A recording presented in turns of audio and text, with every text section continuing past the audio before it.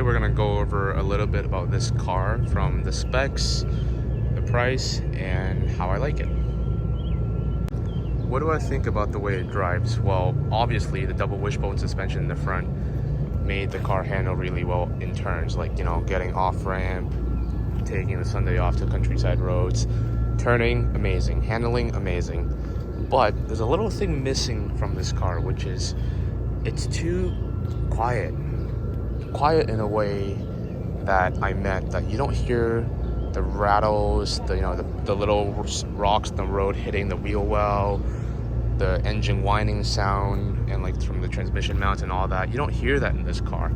If you look closely at the windows over here, the windows are double glazed, which is not something that I expect to see from a GT car. If you look over here, they're very thick. I'm not sure if you can see on camera, but just picture this. You have 2 layers of glass on your side window that, you know, makes it really, really quiet. The glass back here, however, are actually plastic, or rather plastic, not glass. So these are plastic, this is double glazed, and this is a regular glass windshield. As much as I love my GT cars to have a manual transmission like this one, I think if you want to get the full potential of the new GT3, PDK is the way to go. But if you just want to have fun, take it on Sunday morning to go for a coffee drive, the manual is really good. But obviously if you want the touring, because that offers different colors, yes. But for this, I like it because it has the ducktail, it has the wing option that I can put on when I want to go to the track, and when I need to downforce actually. And I get to roll my own gears with this. I want to see how I like the ducktail compared to the wing, but obviously I love the wing, but I don't think I need it in the city. So I'll put it back on when I go on track. It's about a 20-minute to take it off, and this company out in BC has kindly sent me these filler strips to replace where the wing would go, so I don't see this hole over here. To start off, we all know that the 992 version is a little bit wider on the side and a little bit more sleek in the front with these nostrils, I call them. And to add a personal touch, I tinted the DRLs yellow because all of my cars or Porsches have yellow tints on the LEDs. I'm gonna start from outside in. So from the outside, we have these PDLS Plus, the upgraded matrix headlights with clear side markers, because I like my cars European spec, but unfortunately we can't get that here. And the American cars don't get a cage, so that's a little unfortunate. With the wheels, we have 28-inch in the front and 21-inch in the back. So these are the standard forged wheels. They're not magnesiums or anything. The brakes are painted in black, but they're steel. I don't know why I got Goodyear tires, but I guess it's an opportunity for me to try it out. These are Goodyear Eagle F1s. That's written somewhere, but it's made in Germany as opposed to France in the Cup 2s. And because I chose a PTS color, which is Porsche's paint to sample program, I left out the carbon mirror caps and the carbon roof, because if I'm gonna pay that much for color, I want more color on my car instead of covering up with the carbon fiber. What do you think of this back? I haven't had time to make a video with the wing on, but I have some photos that I'll insert it soon. So on the back we have the clear taillights from Porsche exclusive manufacturer. I think that really, you know, dials in with the clear side markers up front, and that matches the taillights, the clear taillights over here. Well, ever since the 991.1 GT3 RSs came out, they had this clear taillights option, so you can spec your car with a clear taillights plus the regular headlights, which are silver, and silver wheels. So that's a really nice set. The difference between the Touring and this car, or the winged GT3, is that the winged version has this ducktail, because the wing goes up here and there's a little ducktail that goes like this. So up, you have an upper wing and you have a lower wing as well. But with the Touring, this piece actually slants down like this, so you get the really nice 911 shape, but the wing is active. And if you drive in the back, like for example on the GT3 wing delete version, it's gonna look like this. But on the touring version, that piece over here is gonna flip up once you get to highway speed, which to me, I'm not a fan of that look because that ruins the cleanliness shape of the 911. But on this one, if you look at it from the side,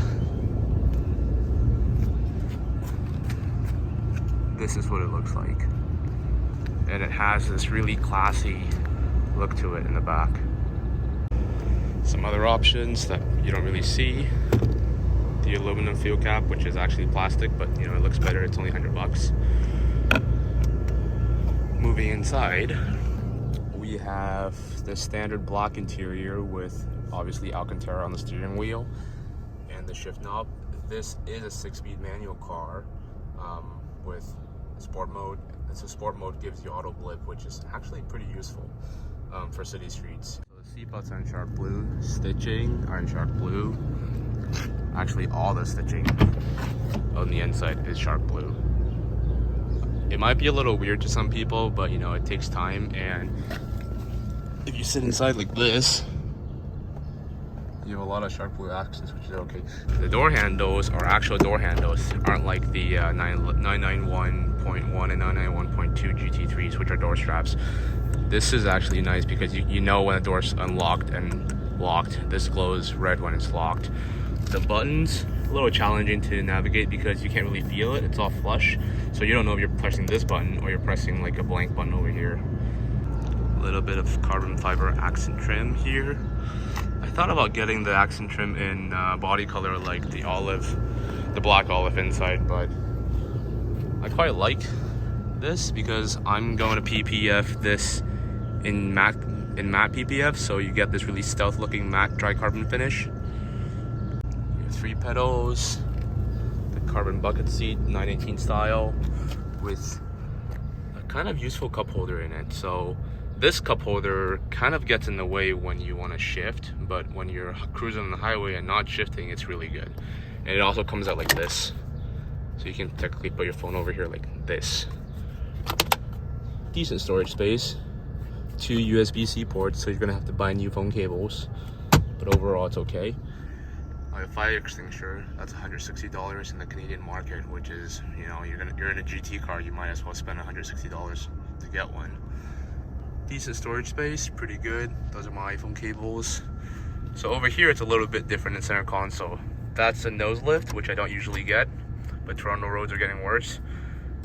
Suspension setting, hazards, ESC off, TC off.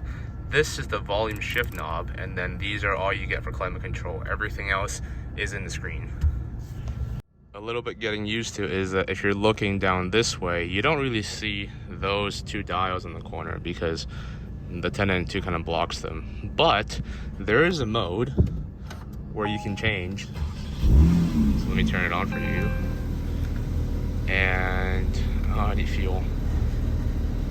Follow break-in, yep, of course. There is a mode here that if you go to track mode that you see, you click it, and it gives you all your necessary data from the tire pressure to your engine oil and oil temperature and oil pressure. So you kind of drive like this if you really want to see it. This clock is a part of the Sport Chrono Pack, so if you don't choose that option, this is just going to be flat. And in a GT car, it's better to choose it because you're gonna feel like you're missing something. The new infotainment system. So this car actually has the PCM 2.0 on the 992, which gives it these Android looking buttons over here. I'm on CarPlay that I usually use. Everything's full screen, which personally I would prefer with the first system, the 0.1 system, which is just this chunk, and then you have like your map and whatever over here. But this is actually okay. I don't mind it. I just prefer the old one. For this car, I didn't customize the side sews, but maybe for the next one I'll do something a little bit more special. Okay, let's open the front and the back. We'll start from the back first. From the back, there's usually a wing here, but this is all you get for the back, for your coolant and for your engine oil. That's it. You can't pop it up like you did with the last gen GT3 or GT2. That's all you get. This side doesn't come off, so it's kind of stuck there. But to lower this, you can't drop it, because if this clip goes in, you have to go to the front and open it again. So you gotta lower it like this, and then click on it to make sure it's closed. It doesn't come off. And if we go to the front, it's actually really cool because this is the first GT3 that has like an RS hood, RS inspired hood, that is carbon fiber underneath here. Let me go to a better angle. This is what you see underneath, which is quite something for a standard GT3. All the GT3s come with a carbon hood, but they're all painted like this. And then over here you have like the vents, the nostril vents. And I picked up some green boxes to fit the car. Green baskets, color match everything. Even my watch is green.